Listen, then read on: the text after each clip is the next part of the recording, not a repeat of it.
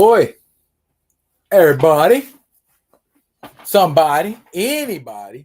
Uh, it's your man D Real with live comics and review. Let's call it that. Comics and review. We're going to review three that we know time will allow us to review. Huge coincidence? They are all written by David Pepose. Now, y'all may remember when we had David Pepose on the show a couple months ago. It was live. It was a better conversation than I expected. A lot of emotion got, interjected into the situation. But I was looking and I'm like, all three of the books I'm going to be reviewing tonight are written by David Pepose. That's wild. Shouts out to my man David Pepose. First of all, for reinvigorating childhood stuff. And I think, the folks at Mad Cave and Dynamite, that's kind of what they specialize in, which is cool for me. I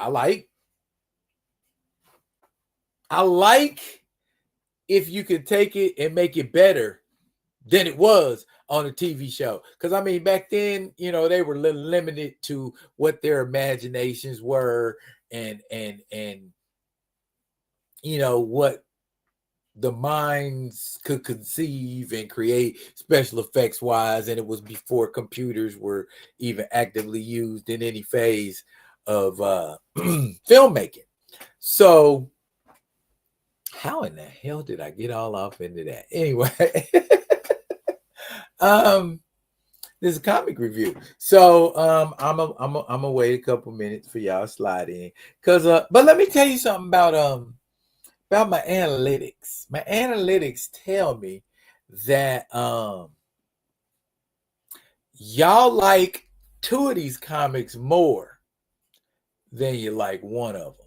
So what I'm gonna do for you today is we gonna eat the frog first, as they say. We gonna eat the frog first. We're going to start with the book that your views and likes say is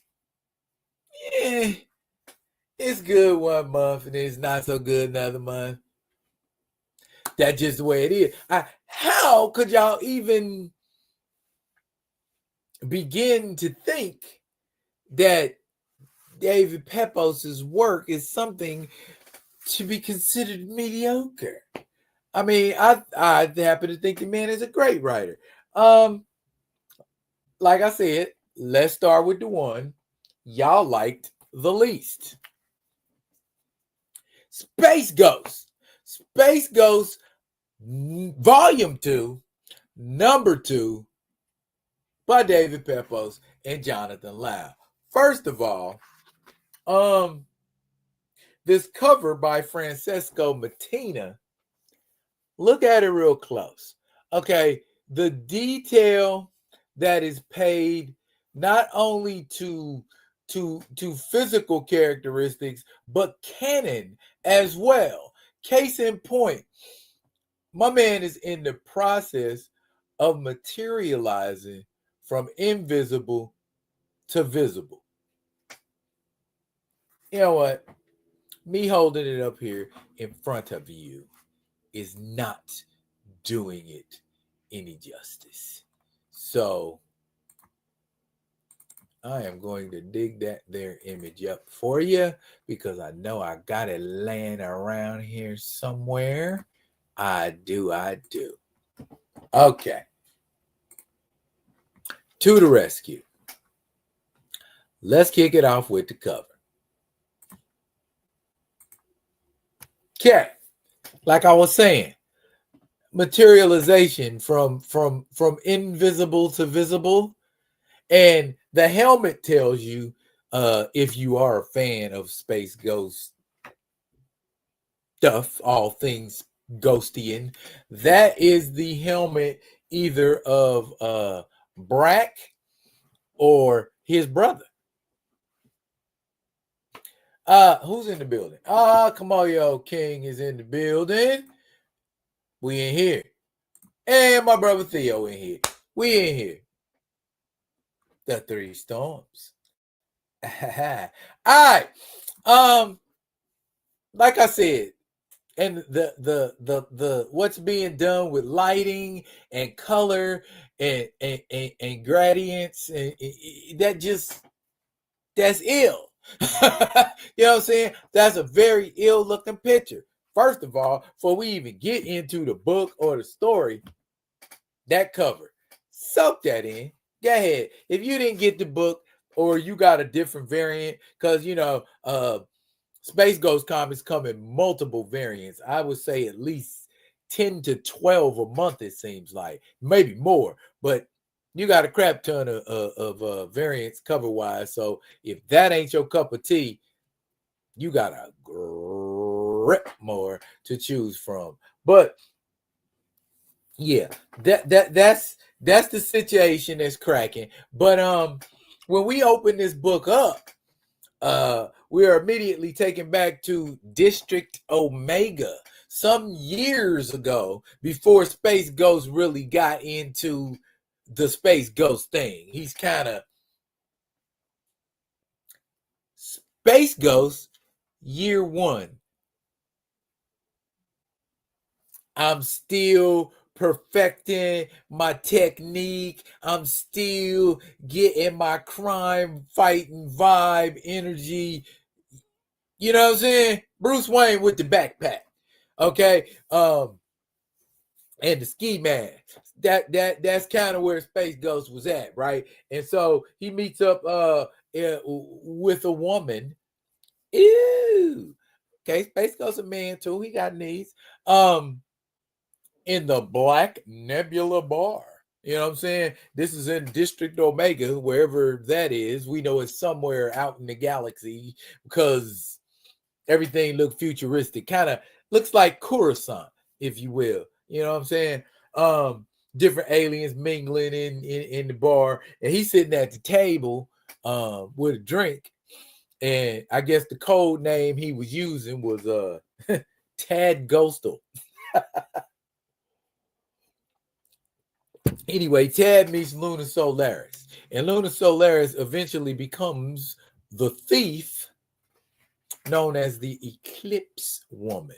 And she's the energy I got right away was kind of like she's an intergalactic Catwoman. But if she has to, she can fight. And she wears one power band. It was an experimental power band.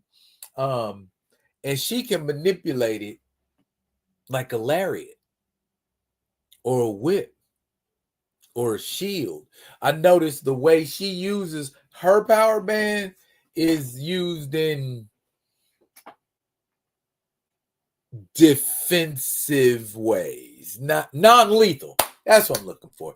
Non-lethal. But she did manage to injure Dr. Henry Contra, who happens to be Jan and Jace's granddaddy. Yeah, remember him? He wanted to adopt him. If y'all been keeping up with Space Ghost, but the numbers say you haven't. So I'm not gonna dwell there. Anyway, he ends up getting injured. So the fact that their granddad got injured, and I know it was you from back in the day, and then later on we find out she stole that power band from Space Ghost. So Space Ghost is even more pissed off about that. She done injured my kid's granddad, and she done stole my power band, and she out here stealing stuff. I got to bring her to justice. I'm finna put hands on that heifer. But when he gets a hold of her, she's still too slick with the power band, and she's given to Space Ghost better than he's getting. Enter the intergalactic thug element of this thing. There's this this little short, fat kingpin looking alien called Parka. And his boys open fire and make everything more difficult. And then if that wasn't enough, she has stole this egg, right? We'll come back to the egg later. Like after Space Ghost gets the better of her, after she gets the better of Space Ghost in a fight, more through cunning, not necessarily overpowering him. Boss Parko ends up taking her out because, little sneak move from behind. As powerful as they are with these power bands, they still have to obey human parameters in science. So if I hit you in the back of your head with a gun, actually that shouldn't do anything. But in the world of adventure, that's the way you knock somebody out. Anyway, they wake up tied up, power bandless, and much like you would expect, Boss Parko thinks that Space Ghost and Eclipse Woman are an item, and so he's putting the gun to her head, trying to get information from Space Ghost. But Space Ghost is like, "What you talking about?" But the whole while he's trying to break out of his bond. Back to that egg, it turns into a great big giant star beast and busts out the wall. Star Beast. That's the cover name that they give it. It's a Star Beast. I don't know what kind of Star Beast it is, but it's a Star Beast. Space Ghost confronts it, fights it, and through the teaming of the minds of Eclipse Woman and Jan and Jace, from a scientific standpoint, they are able to bring the Star Beast, actually to reduce it in size to where it's manageable, where it's actually like blip sized. And eventually, in order to get the Star Beast to do that, Eclipse Woman had to give up her power band and throw it down the thing's throat. And that's what caused it to shrink. Okay? Space Ghost decides, since you helped us stop the Star Beast and helped us bring Boss Parko to justice, we gonna let you slide. And in Eclipse Woman's mind, she's thinking, yeah, I gave up my power band, so I'm gonna get something else in return. She gives Space Ghost a kiss on the cheek, and that's where that kind of Batman Catwoman-esque type energy comes from with it. And then Jay says something slick, right? What is it he say? Because he think he's so smart, right? Jay says something to the effect of, oh yeah, just remember to keep it on the straight and narrow, lady. Without that fancy tech of yours, I'd hate to have to bring you in. This is Jay's talking. Like, you don't do the heavy lifting. All you do is get me out of jam so I can do the heavy lifting.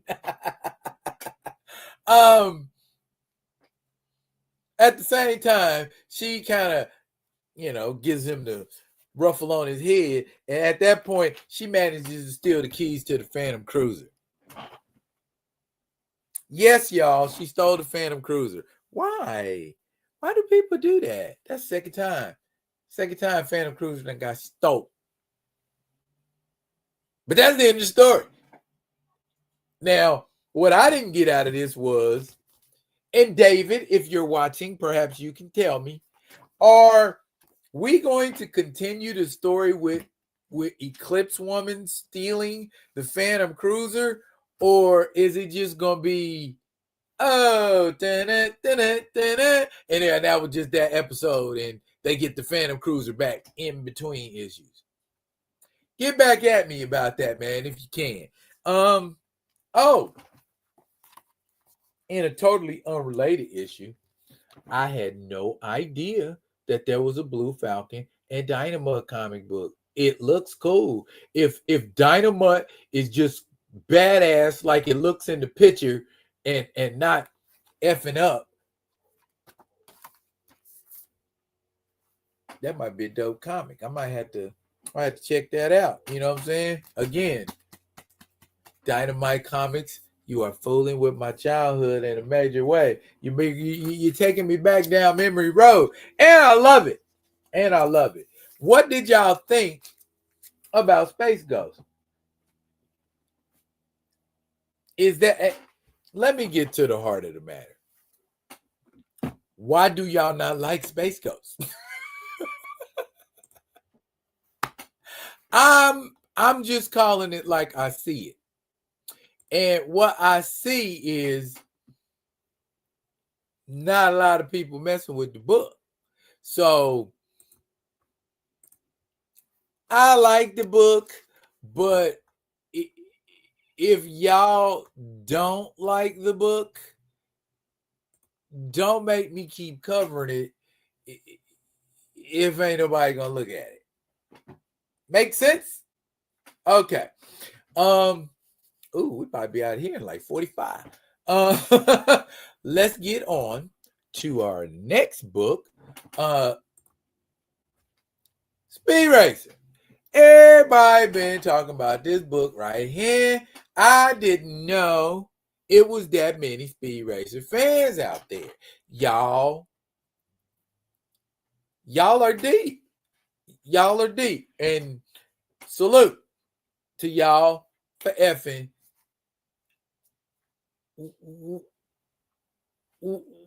with the books.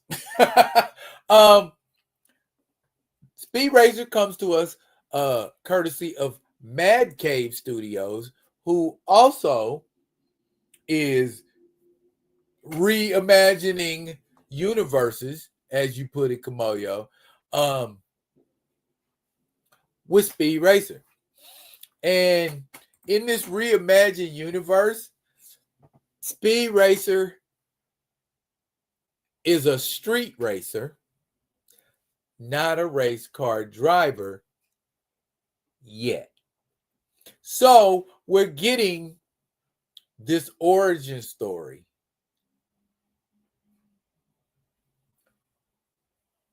of Speed Racer. Folks are caught in the binary world of Marvel and DC. I get it, Kamayo. I get it, man. But I mean, we know there's a lot of moving parts to this, but the gist of it is one of them companies deals a little straighter than the other, and one of them companies sometimes puts out subpar material and suffers fiscally for it. That being said, congratulations, James Gunn, on your successes.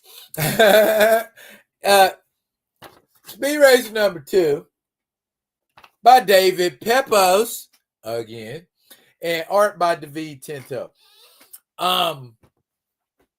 Speed Racer in issue number 1, Pops Racer got jumped by some members of the car acrobatic team. This is basically the gist of it. And ends up having a heart attack. Speed Racer comes in, finds him, and also Pops told him not to drive the Mark V. So, but the only way he's gonna be able to save Pop's life is to put him in the Mark V. And Speed leads the police on a merry chase to the hospital. And when they get Pops into the hospital, they slap Speed in cuffs, just lickety split. But next issue, we find Inspector Rakugo, also known as Inspector Detector in the TV show, the Americanized version. He's wondering, was there any foul play? Because he noticed Pops had a couple, bruises and, marks on him. Because Pops tried to fight him off, but hey, they were too tough for Pops. But Speed Racer was like, I don't know what you're talking about, because Speed Racer plans to go out there and get some revenge. You know what I mean? Speed Racer is ready to go out there and be like, hey, I'm gonna give him what for. I don't know how I'm gonna do it, but I'm gonna give him what for.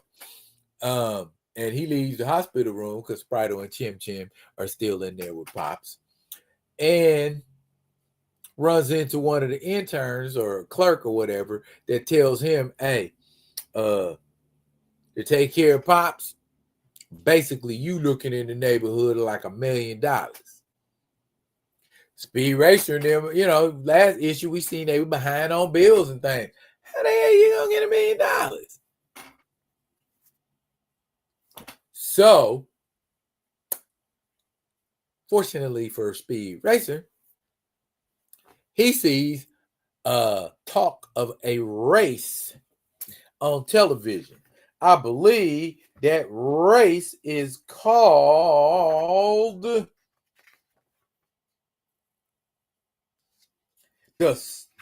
who? The Sword Mountain Grand Prix. Okay. Now, Speed can't get in this race unless Speed got a sponsor.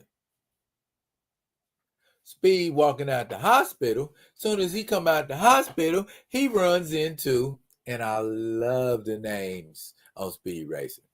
Everybody is literally, their name is a literal manifestation of what they do or what their personality is. Okay. He runs into Snake Oiler, another racer who just recently joined the car acrobatic team. He's talking smack about the Mach 5 and whatnot. And then the owner of the car acrobatic team and CEO of an automotive company, the same automotive company that sponsored the car acrobatic team when Speed's older brother Rex was a member of the car acrobatic team and mysteriously died under mysterious circumstances or something like that.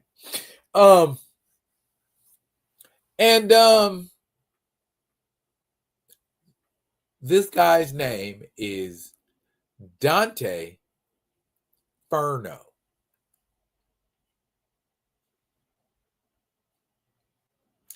Tell me you're the bad guy without telling me you're the bad guy. Hi, I'm Dante Furno. I'm the owner of the car acrobatic team that may or may not have killed your older brother. Would you like to join? That's basically the conversation he has with Speed. And Speed's rebuttal is basically the equivalent of F you. I know you had something to do with my brother dying, and y'all could kiss my. And that's pretty much where Speed was with it. And dude was like, all right, well, if you try and get into the race, you gonna need a sponsor, bruh. He said, come on up. So mysterious. Yeah, exactly. So enter Trixie, who happens to own a car racing company. And like Speed, she think he handsome. Because remember, they sat and had coffee in the last issue, and Speed was kicking the bobo to her. Dante Furno, that is a code name for a villain, ain't it? I was like, that's nasty. Dante Furno.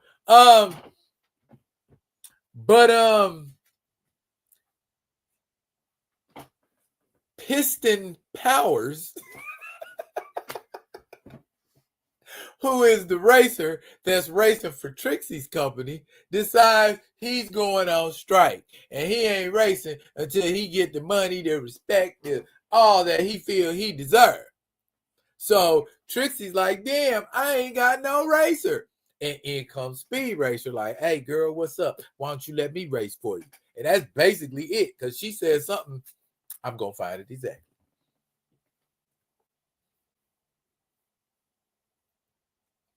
What does she say? She says,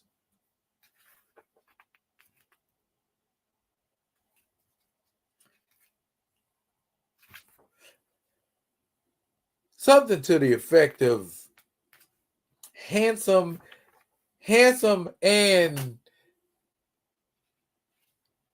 something. Handsome and trouble. So she feeling him, but we all know Trixie's feeling him anyway.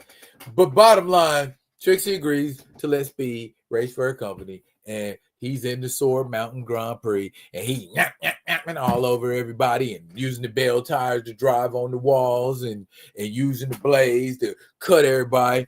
And his blades get dissolved by Snake Oiler because he's got a little thing in the back of his car that shoots acid. And the acid, here, I'll show you. Speed was cutting up the competition, literally, and my man hit him with the acid jump. I'm an acid your stuff, Speed Racer. But as much as we might expect, after all of that and ducking and dodging and doing what Speed Racer do, y'all saw the picture when I put it up.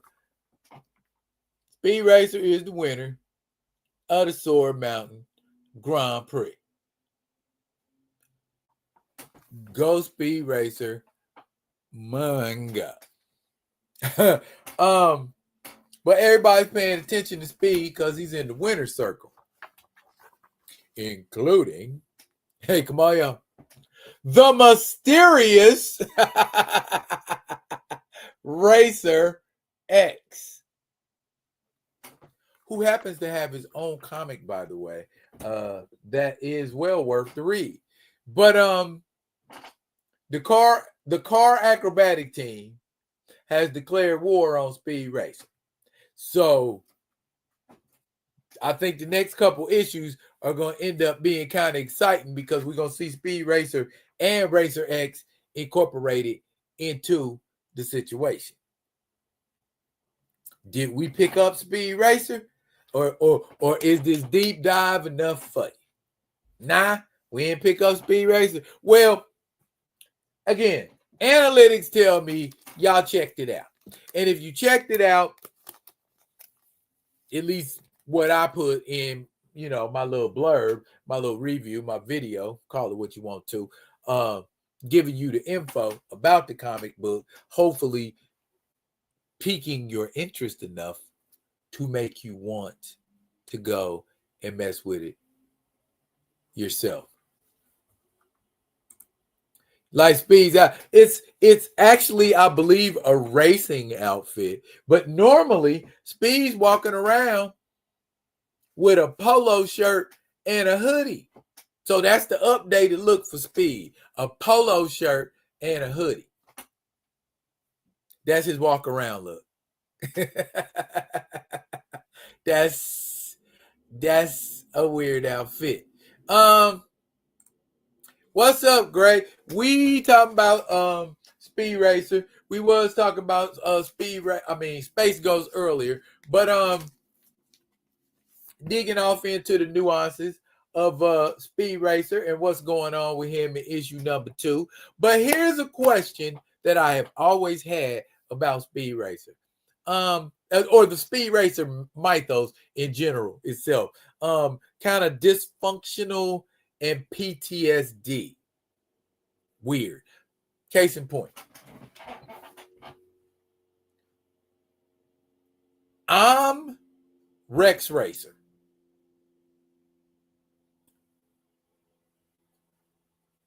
And I die in a car crash. I actually was in a car crash and I could have died, but some folks helped me out. So now I hide my identity so that the people I care about don't get in trouble or don't get killed or don't any of that. Yet, you won't tell your family that it's you because you're protecting that secrecy that much. You ain't gonna tell your family that you Racer X. So much so to the point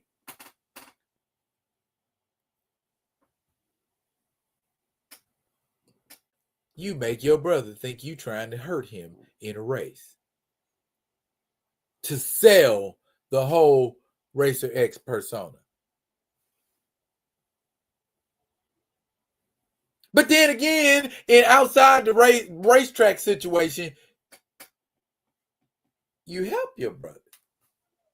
But you still don't tell him that you his brother.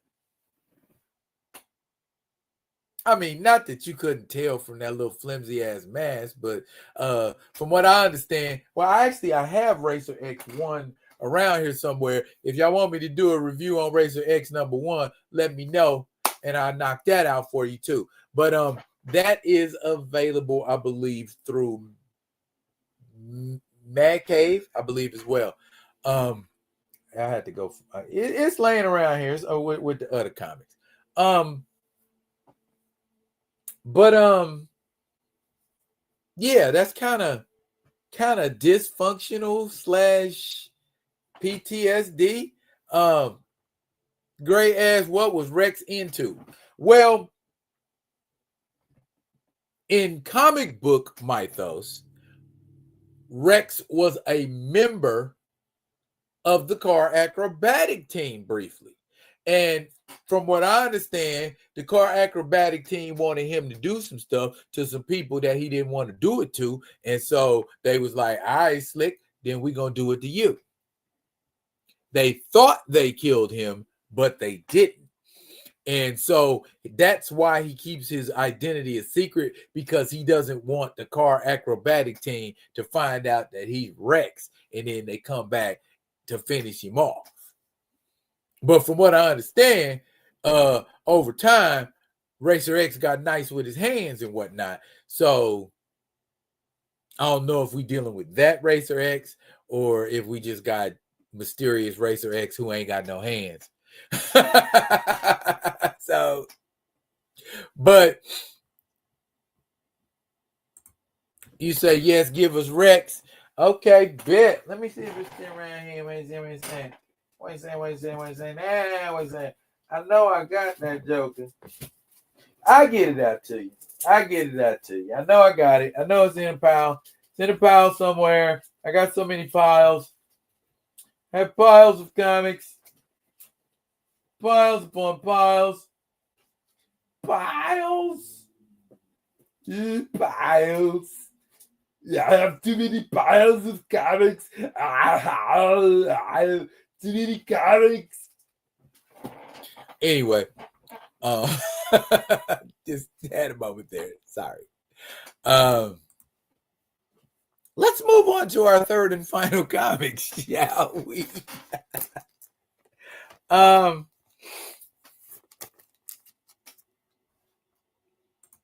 Biggest blabbermouth in your life is your kinfolks. I ain't gonna argue with that. Come on, yo. But damn. I don't know. There's something weird. I get it, but I don't get it. Rex basically became Batman.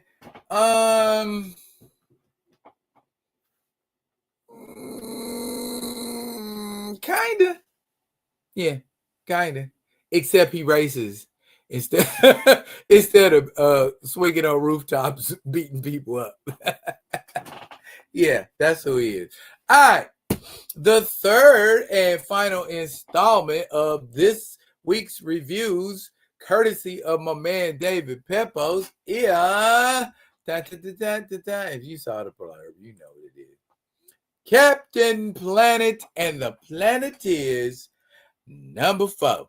Now, I know y'all been digging Captain Planet and the Planeteers because the numbers have been gradually climbing. I noticed. Shocked. I didn't expect y'all to latch on. Out of the 3, it seems like y'all latched on to Captain Planet the hardest. I don't know why. I thought it would have been Speed Racer, but of the 3, I think, I'm starting to lean. I've always been a Space Ghost fan, but I'm starting to lean towards Speed Racer because I'm liking the way the story's going, and I'm being entertained without no superpowered shit going on. Good job again, David Pepos. Not saying that's what I always want, but it's nice to read a comic book where ain't nobody from another planet and got cosmic powers or magical powers or stuff. I mean, it's rooted in reality somewhat. What you talking about there, Gray? That reminds me, I got to go back and get the new Conan the Barbarian run. Ooh, it's been going for a minute now. I think I bought like 1 and 2, I think like a couple years ago. So yeah, you you got a whole bunch to get to know. But that's fun. You know what? I enjoy that, Gray. I enjoy going back and collecting a run or getting a trade paperback and excuse me, being able to read stories that I never got to read, or I was just like, man, that's too much, man. I'm not buying all them comics. Because a lot of times, where I got like in the 90s when they were just having miniseries, just everything with maximum clonage and onslaught, and just every other minute, man, it was just a executioner song. It was just a whole where you had to collect 15 comics to keep up with the whole story, and I just got tired of that shit. You know what I'm saying? I'm like, man, just 1, 2, 3, maybe a 4th comic in that run, please. And thank you. You say Captain Planet is who the millennials grow up, and that makes sense. That makes a whole lot of sense, Kamoyo. Gray says it's on 24 now, Savage Sword High. Right. Let's get into Captain Planet, shall we? Let's. If you have been keeping up, I have been giving reviews on Captain Planet, starting with the what do you call them? With the ash can issue. I hit y'all off with the ash can issue, and now we all the way up to 4. So that's ash can 1, 2, 3, and here we are at 4. Now the story is this. Planeteers are chosen defenders of the environment and the planet via the rings that they each possess. Now, the thing with that is there's one Planeteer that is basically guiding the others. There was just one for like millennia. There will be one for a certain number of years, and then there'll be another one for a certain number of years, and then ultimately there was Gaia, and Gaia has been around since. But let me tell you, if you've been following the review, Gaia got a nice butt. I don't know if it's because they got her trussed up and she's bent over, but she got a dog on her. I was like, oh, okay, Gaia, I see what you're working with, girl. But yeah, so it's not, the villain is not Luton Plunder anymore. He's refined now. He's Lucian Plunder. But there's still Commander Bleak and Dr. Blight and Duke Nukem and that other radioactive trash guy. They all the villains are there, but they're incorporated into Plunder's organization in ways that make sense. They ain't just out here just looking crazy like on a cartoon, like no, there's a method to their madness. So I guess that's what makes the comic more acceptable, if you will. They are trying to search for Gaia, or they're not trying, but they are searching for Gaia. And Gaia is being held prisoner, of course, by Lucian Plunder at this power plant. And she's been reaching out telepathically to the kids, who y'all remember. Well, not kids, as we'll find out. But he's been reaching out to Kwame, G, or Gi, Linka, Wheeler, and Mati. Now, they have all discovered their ability to call on Captain Planet. Their powers combine to form Captain Planet. Now, they're in that downtime where they can't call on Captain Planet, but they can still use their rings in creative ways. And that's what they've been doing past couple issues, but they've been having trouble seeing eye to eye, operating as a unit. One wants to hog all the glory, or one doesn't want to cooperate, or one is more committed than the rest. And this is what they've been running into. They aren't a true group of Planeteers yet. They'll work together when the situation calls for it. But as far as, hey, earth, wind, water, fire, heart, they ain't there yet. Now, G has a nightmare of a tsunami flooding New York, and Captain Planet bidding her to find Gaia before this stuff happens. And there she is, drowning in the deluge, even though the power is hers. Can you dig it? But she wakes up from her nightmare, and the other Planeteers, well, at least Kwame and Linka, are on their computers trying to locate Gaia. Wheeler, if you recall from the last adventure, left the Planeteers and said he wasn't cut out to be no hero because he was getting his ass handed to him by Duke Nukem. He is befriended by Lucian Plunder. And Lucian Plunder takes him back to his mansion and shows him all this, basically being the devil, tempting Wheeler. That's a good analogy. Meanwhile, the other Planeteers are starting to argue. Mati is like, fuck it, I'm finna take a walk. I don't want to be bothered with none of y'all.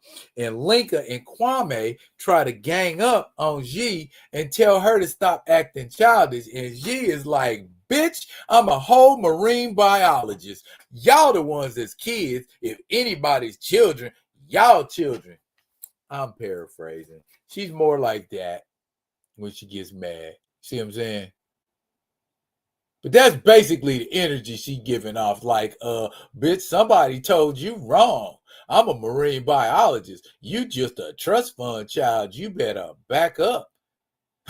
You know, G like, don't y'all take me for no pun. You know what I'm saying? I'm the one coming up with all the good ideas anyway.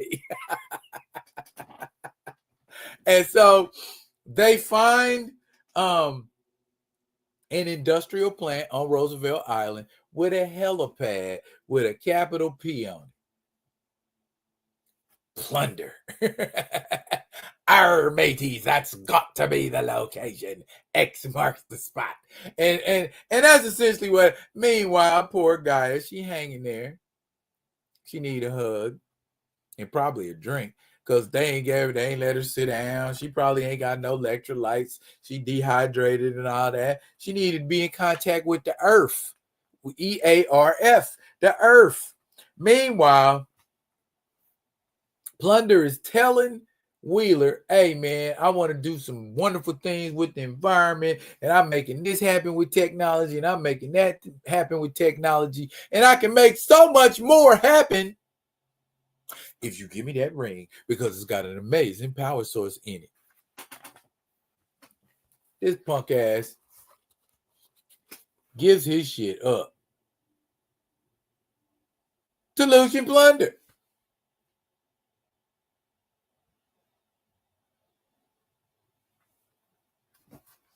What you doing? And he immediately takes it to Commander Bleak, and they put it in this machine where a Matrix can duplicate it, and he gonna have his own rings. Long story short,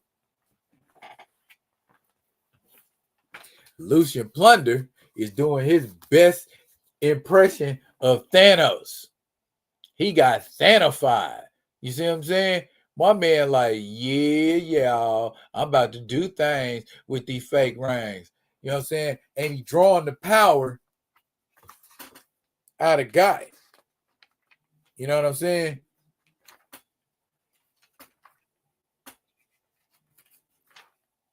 And so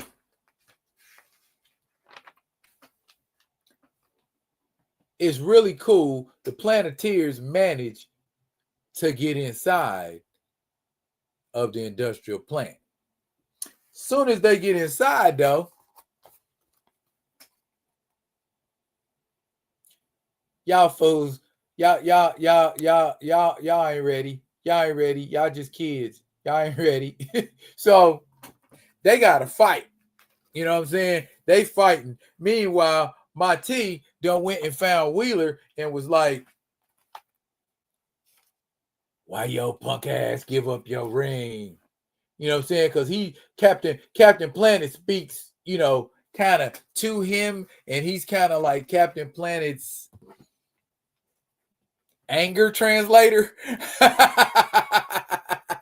Because he's hard. So Captain Planet is within him, more or less.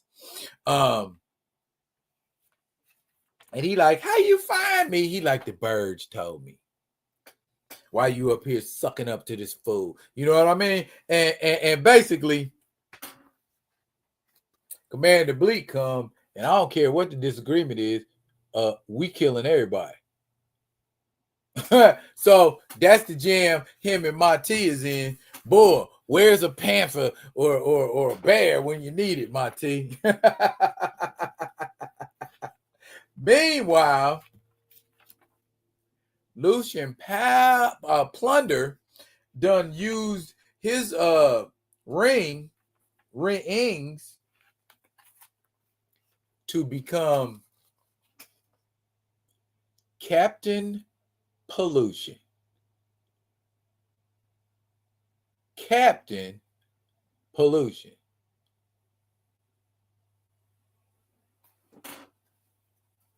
So he's like the direct opposite of Captain Planet. Ain't that a kick in the head?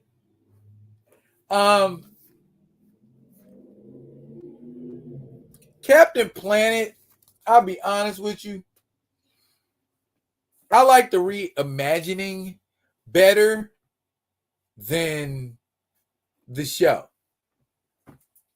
Because since collecting these comics, I have went back and I have watched old episodes of Space Ghost. I've went back and I've watched the old Speed Racer series, and I went back and I watched Captain Planet. You want me to tell you the ones I can tolerate that I can watch over and over and over again? I can watch Speed Racer over and over and over again. Space Ghost, I can watch over and over and over again. Captain Planet, it had that cushy, it was like Captain Planet was cool, but I feel like as a series it came off kind of like I don't know, he was too nice for me. I mean, you know what I'm saying? I wanted him to punch some people in the face real hard, And he would never do that. It would always, I got to take care of him in some non-offensive way. You know, and I'm just like, bro, you got all that power and you going easy. You basically an avatar and then some, you know, and it's like, wasted talent. You know what I'm saying?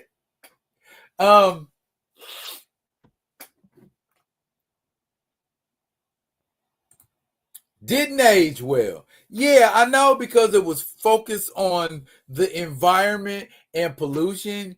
And I feel like now, for the most part, we as a society have kind of incorporated that, you know, you got to recycle. We've accepted it as a regular part of our lives. Mugs are really ultra, well, if you ain't just trifling, mugs are really ultra vigilant about not polluting.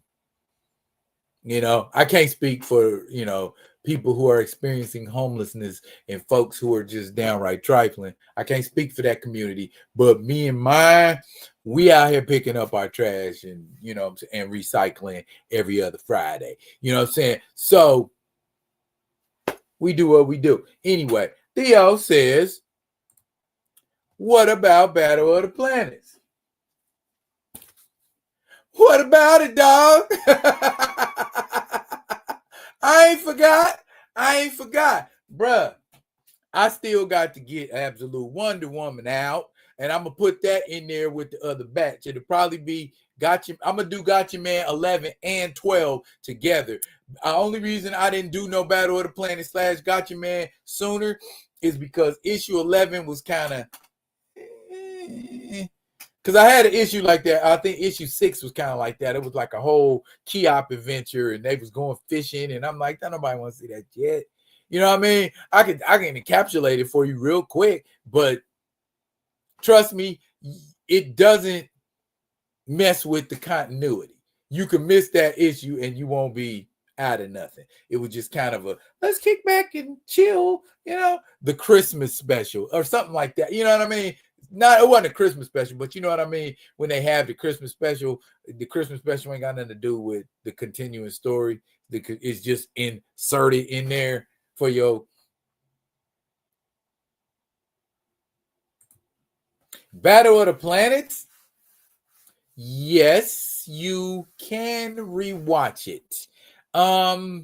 If you want to watch it for free, you are going to get it with subtitles. You're going to get the Japanese version. So, and trust me, anybody who watches anime knows and will tell you the subtitle version always be different than the dubbed version. The dub version, you watch the dub version, like 2 or 3 episodes of an anime, and you watch the dub version, and then you watch 2 or 3 episodes in subtitles, you like, there's a different message being conveyed. But these are 3 exact same episodes. It would just be, anime just be like that. You know what I'm saying? Now with Battle of the Planets, Gotcha Man, you got a few different versions.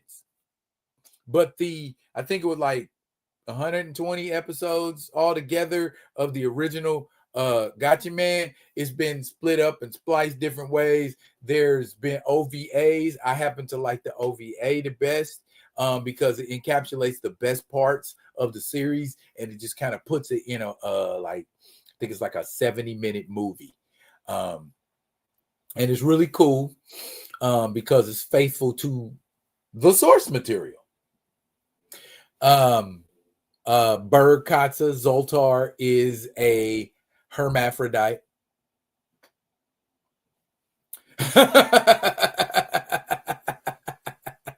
And if we remember at the end of that series, when they finally unmasked him, yeah, and that hair came out and that lipstick, tell me you wasn't thrown just like I was when you saw that.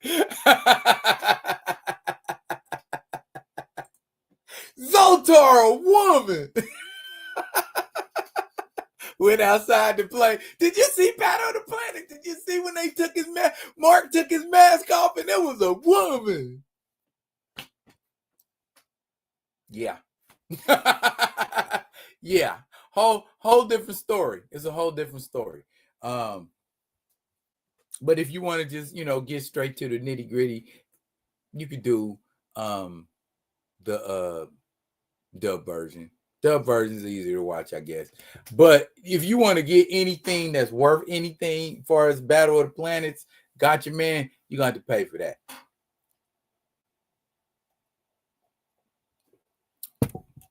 Or utilize dubious means. Anyway, Gracie, I can rewatch Gotcha Man, Voltron, Robotech, and Gundam. And when it all got through together, it was called Star Blazers.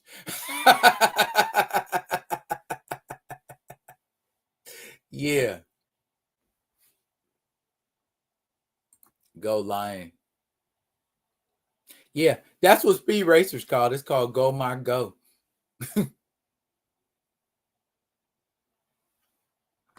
But yeah, those are that, and for a lot of us, these series, at least Speed Racer, was our introduction to anime. And back then, no offense, no shade. So when anybody see it, they don't. It used to be called. We used to call it Japanime. Because that's exclusively where it came from. When you saw that style, that type, that look, that's Japanime. And it wasn't no ethnic thing. It was just that was the nomenclature that was attached to it. At some point, folks got tired of it and was like, but no, what happened? Korea and China started making stuff. So we couldn't call it Japanime no more. And then we even had our own version of it here in America. Now, here's a bit of deep trivia I'm going to leave you with, and then I'm going to cut. The Galaxy Rangers.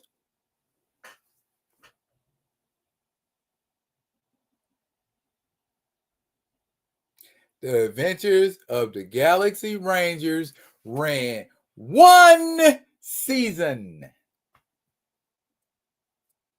Some of the best storytelling that you ever seen in an anime, and it was 100% made right here in America. Look it up. When you see the credits rolling at the end of Galaxy Rangers, you don't see no Akadaka Takamoto and Ching Chong Chang and Shan Kan Nah, Johnson, Lawson, Smith, Goldblatt, Davenport. You know what I'm saying? Right here, America. Oh my goodness, man. If y'all ain't collecting any of these books, if you give a damn about your childhood, you'll start collecting these books. Ladies and gentlemen, this ran a little longer than I thought it was because y'all got engaged like I know you would.